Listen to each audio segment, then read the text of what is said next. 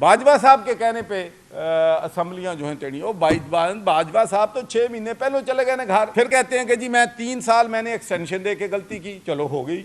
پھر پریزیڈنٹ کے ساتھ جب ملاقات ہوتی ہے تو کہتے ہیں کہ ایک اور انسٹرکشن میں آپ کو آفر کرنے کے لیے تیار ہوں. اور اب بھی اگر آپ ان کے مشورے مان رہے ہیں تو پھر ان کو میر جعفر میر صادق غدار کیوں کہتے ہیں؟ میرے خلاف سازش اس نے امریکہ سے کروائی ہے اور میں پھر اس کے مشورے مانوں. کم از کم یہ بات میری سمجھ میں جو ہے وہ نہیں آئی ہے. انسٹرکشنز چودھری شجاعت صاحب نے مجھے کل رات بھی ٹیلی فون پہ دی ہیں کہ ہم نے مذاکرات کے لیے تمام پارٹیوں کو راضی کرنا ہے, ان کو ایک ٹیبل پہ بٹھانا ہے. پاکستان کے 2/3 عوام عمران خان کے اسمبلیاں توڑنے کے فیصلے کو ریجیکٹ کیا ہے. ایک دن ہم جاتے ہیں سپریم کورٹ میں کہ بھئی ہمارے استعفے قبول کرو, کیوں نہیں کرتے اسپیکر صاحب. پھر ہم سپریم کورٹ میں جاتے ہیں جی ہمارے استعفے قبول کیوں کیے ہیں. وہ بھئی سوچ سمجھ کے پہلے فیصلہ کرو. پھر کہتے ہو جی میں سمجھتا ہوں کہ پارٹی کی میجارٹی جو تھی پارلیمنٹیرینز کی وہ قطعی طور پر نیشنل اسمبلی سے استعفے نہیں دینا چاہتی تھی. پارلیمنٹیرین کی میجارٹی جو ہے پنجاب میں اور کے پی کے میں